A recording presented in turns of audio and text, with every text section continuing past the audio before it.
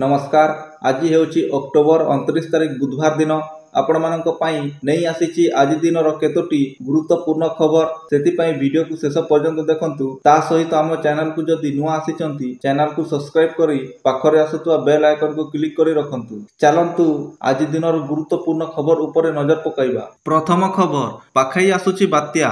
आंध्र प्रदेश काकीनाडा रे अनुभूत हेलाणी बात्या मंथार प्रभाव। प्रति घंटा प्रति 15 किलोमीटर बेगरे आसुची आंध्र प्रदेश काकीनाडार कोनासीमा रे स्थलभाग अतिक्रम करिब। पवनर बेग 100 रु 110 किलोमीटर रही पारे। आज मालकानगिरी, कोरापुट, रायगड़ा, कलाहांडी, नवरंगपुर जिला को विपद रही। एही समय रे प्रबल वर्षार संभावना रही। नुआपड़ा, बलांगीर, कंधमाल, गजपति जिला को ऑरेंज वार्निंग जारी करिछि भारतीय पाणीपाग विभाग। सेहीपरि पवन पई आज नवरंगपुर, मालकानगिरी, कोरापुट, रायगड़ा, गजपति, कलाहांडी को रेड वार्निंग जारी करा जाइछि एवं मालकानगिरी, कोरापुट, रायगड़ा, गजपति रे प्रबल पवन बही पारे बोली सूचना देइछि भारतीय पाणीपाग विभाग। बात्या मंथार प्रकोप एते भयंकर जे तुहाकु तुहा वर्षा हेउछि। गजपति प्रशासन दिन राति एक करी प्रतिटी ब्लॉक रो आश्रयस्थली बुली बुली समस्त प्रकार सहयोग करी लोकंकु सुरक्षित स्थानांतर करुछि। एहारी मध्यरे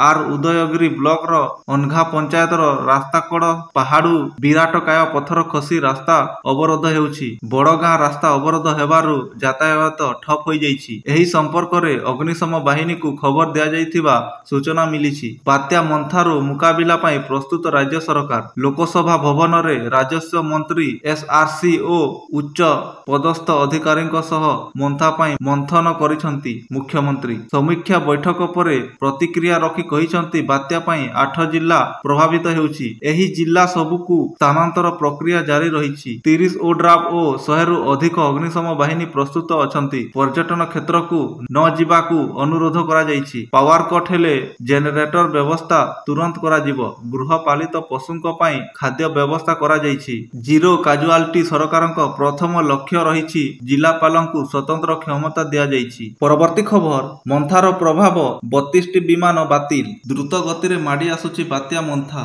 तेबे यात्रींक सुरक्षा को दृष्टि रखी ट्रेन परे बातिल हेला फ्लाइट। जणे अधिकारी कहिसंती जे भयंकर बात्या मंथा जोगु मंगलवार विशाखापट्टनम विमान बंदर रु चलाचल करुथिबा मोट 32टी विमान बातिल करा जाइथिला।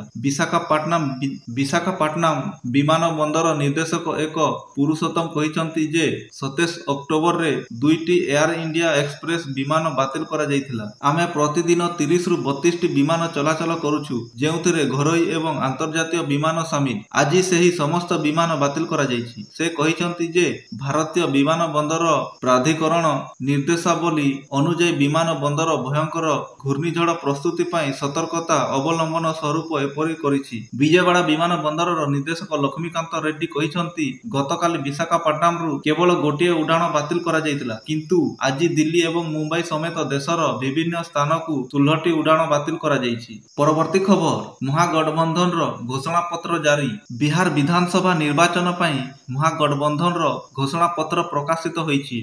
विरोधी दल गुडिकर महागठबंधन आरजेडी, कांग्रेस, सीपीआई, एमएन, सीपीआरएम एवं वीआईपी को नहीं गठित मंगलवार बिहार विधानसभा निर्वाचन पाई एहार मिलित निर्वाचन घोषणा पत्र जारी करिसंती। महागठबंधन बिहार का तेजस्वी प्राण नाम रे ताहा घोषणा पत्र जारी करिछि। तेजस्वी यादवଙ୍କ नेतृत्व रे प्रकाशित एही घोषणा पत्र रे महागठबंधन नियुक्ति, सामाजिक न्याय, महिला सशक्तिकरण एवं कृषक स्वार्थ को प्राथमिकता देबाकू प्रतिश्रुति दैछि। महागठबंधन कहिछि जे एहा केवल एक निर्वाचन डॉक्यूमेंट नुहे बरं एक समृद्ध एवं न्यायपूर्ण बिहार निर्माण पाई एक ऐतिहासिक प्रतिश्रुति। महागठबंधन एवं घोषणा पत्र प्रति परिवार जणे सदस्य को सरकार गठन करिवार 20 दिन मध्य सरकारी चाकरी प्रदान करिबा पाई एक आईन प्रणयन करिबाकू प्रतिश्रुति दैछि। परवर्ती खबर छठ पूजा रे बुड़ी चलीगला आउ 5 जनक जीवन। छठ पूजा समय रे झारखंड रे दुखद घटना घटिछि। पुलिस सूचना अनुଯାयी राज्यर विभिन्न स्थान रे छठ पूजा बेले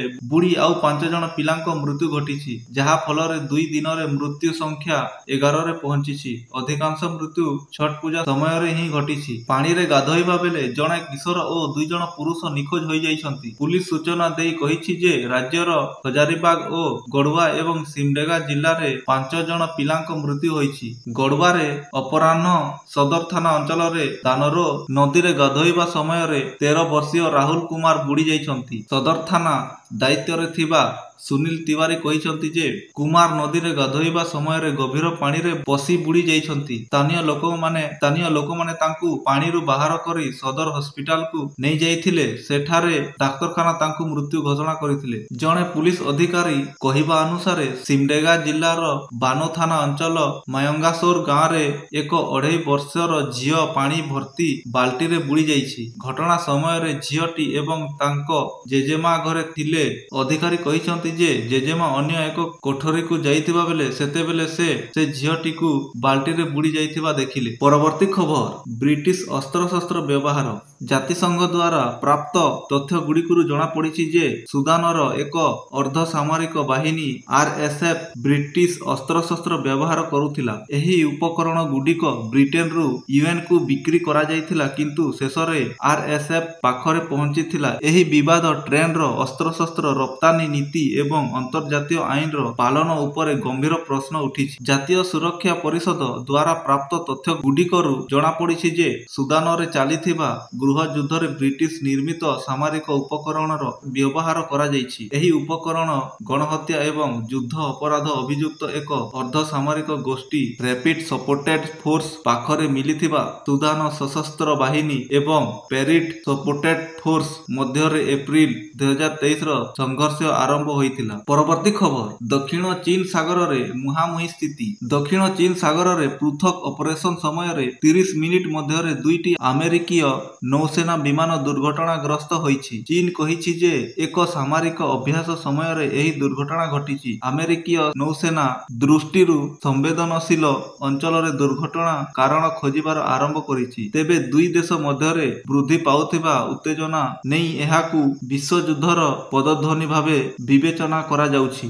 ଦକ୍ଷିଣ ଚୀନ ସାଗରରେ 30 ମିନିଟ ମଧ୍ୟରେ ପୃଥକ ଘଟଣାରେ ଆମେରିକୀୟ ନୌସେନା ବିମାନ MH-60R ସିହକ୍ ହେଲିକପ୍ଟର ଏବଂ ଏକ FA-18F ସୁପର ହର୍ନେଟ୍ ଲଢୁଆ ବିମାନ ଦୁର୍ଘଟଣାଗ୍ରସ୍ତ ହୋଇଛି, ଯାହାକୁ ନେଇ ଅନ୍ତର୍ଜାତୀୟ ସ୍ତରରେ ଅନେକ ପ୍ରଶ୍ନ ଉଠୁଛି। ଆମେରିକୀୟ ନୌସେନା ଦୁର୍ଘଟଣାଗୁଡ଼ିକୁ ସ୍ୱୀକାର କରିଛି କିନ୍ତୁ ସେତେବେଳେ ଭୂରାଜନୈତିକ ଦୃଷ୍ଟିରୁ ସମ୍ବେଦନଶୀଳ ଦକ୍ଷିଣ ଚୀନ ସାଗରରେ ବିମାନଗୁଡ଼ିକର କ'ଣ କରୁଥିଲେ ତାହା ପ୍ରକାଶ କରିନାହିଁ। ତଥାପି ସୋମବାର ଦିନ ଚୀନ ବୈଦେଶିକ ବ୍ୟାପାର ମନ୍ତ୍ରଣାଳୟ କହିଛି ଯେ ଏକ ସାମରିକ ଅଭ୍ୟାସ ସମୟରେ ବିମାନ ଦୁର୍ଘଟଣାଗ୍ରସ୍ତ ହୋଇଥିଲା।